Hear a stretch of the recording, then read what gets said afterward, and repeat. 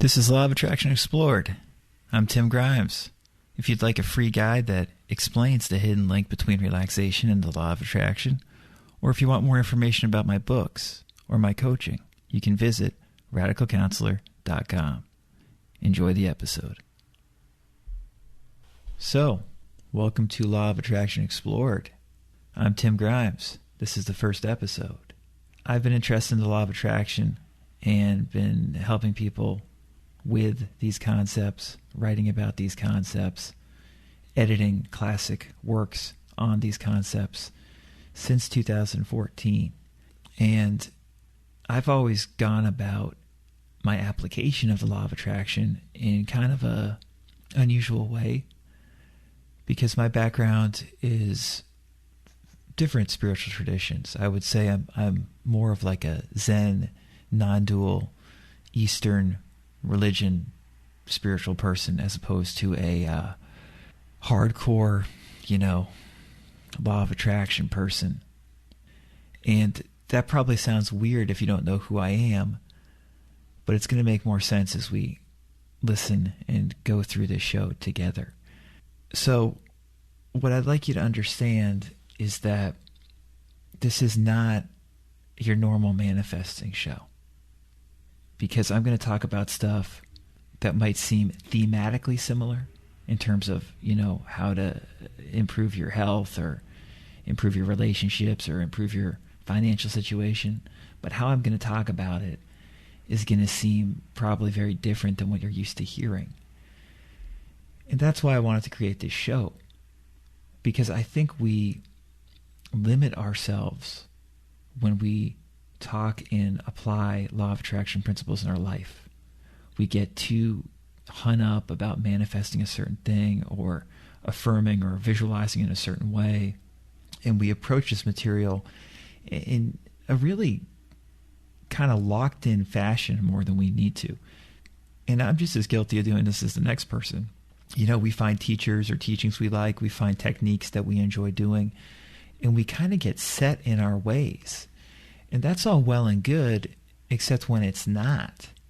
And when it's not well and good is when we feel like crap, when we feel like the law of attraction and these manifesting principles are not helping us at all. And sometimes we find that all these things that are supposed to improve our life and make us attract more abundance don't do that. They actually make us feel more down in the dumps and more emotionally unstable, more self-critical, makes us wonder more like, why am I not able to manifest this thing? It seems like other people can manifest love and abundance and money, and I can't do it. Well, when we have thoughts like that, we have to recognize that we're doing something that doesn't feel natural to us, and that maybe the teachings that we're hearing or reading about, we're not interpreting them in the way that they're meant to be interpreted. And I found that, especially because the law of attraction is so popular these days, there's this aura around it, which is really this commercial aura, and this idea that, you're going to get quick success doing this stuff, you're going to be able to apply these principles and, transform your life in a matter of months or even weeks. And that's just such baloney.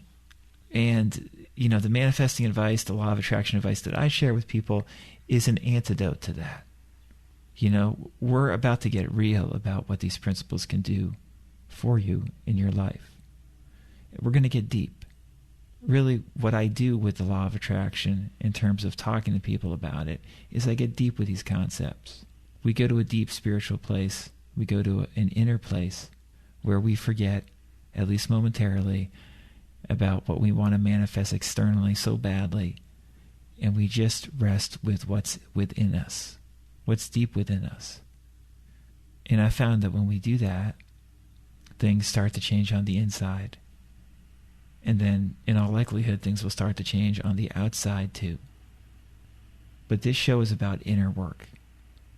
It's about going deep and enjoying the process of going within yourself, because it can be and should be an enjoyable process, at least a lot of the time. So the approach we're going to take is a meditative inner approach. And if you're already familiar with my work, whether it's through some of the books I've written or some of the works I've edited of Neville Goddard or Emile Coué, all this is going to make some sense. If you're new to my approach, at first it might seem a little bit unsettling, a little bit weird, a little bit radical. But don't worry about it. Just, relax into it, listen to what I'm saying, and it's going to make sense before too long. I like to tell people that the law of attraction, getting it to work better in our life, for the most part, is about using uncommon common sense. Meaning that there's a lot of psychological principles, a lot of stress management, stress relief principles that we should apply in our life, that we know rationally we should be good at applying, but that in reality we don't apply that well. In my experience, when people talk about manifesting particular things quickly, or how, do this one thing and it's going to change your life quickly. When people say stuff like that, 9 out of 10 times they're full of shit. And it's more like 98 out of 100 times they're full of shit. And they're probably trying to sell you something. Quick change, rapid, miraculous change can happen by implementing these principles. That is definitely true. But most of the time, it's not going to be quite as miraculous and fast as a lot of people like to say it is. Don't be discouraged if you aren't manifesting something externally as quickly as you would like. The truth is, most people aren't. The vast majority of people are not. If these principles were easy to implement, as easy as most people who teach about them these days says they are, then more people would actually follow these principles and we'd have a very different world. Failure is so common when it comes to law of attraction. That's what I would like you to understand first of all. People fail. They screw up. They are unable to manifest what they want. And guess what? That's okay. That is okay. And if you fail at something but keep on working with it, you do get better at it. But we're going to flip this whole paradigm on its head anyway, and you're going to see that there really is no need to look at things as judgmentally as labeling them as failures. At least most of the time. We're going to go deep enough inwardly to recognize that there's an abundance and a goodness that you can tap into and are tapping into already. Whether you like it or not, you're tapping into that right now. And we're going to learn how to tap into that more. So when I say we're exploring the law of attraction, I mean that we're exploring these principles in a deep way, in an inner way, where it's hard to even put it into exact words or articulate it. Because we are going within and finding out something that is so powerful and at the same time so normal that it can really be life-changing. And the reason that I wanted to do this show is because we just don't recognize the scope of these law of attraction teachings and what going inwardly can do for us, and how there's so many different teachings and approaches when it comes to manifesting, and that we don't have to understand 100% of a teaching in order to get a lot out of it. We can just apply 10% of a good teaching or a great teaching and dramatically change our life.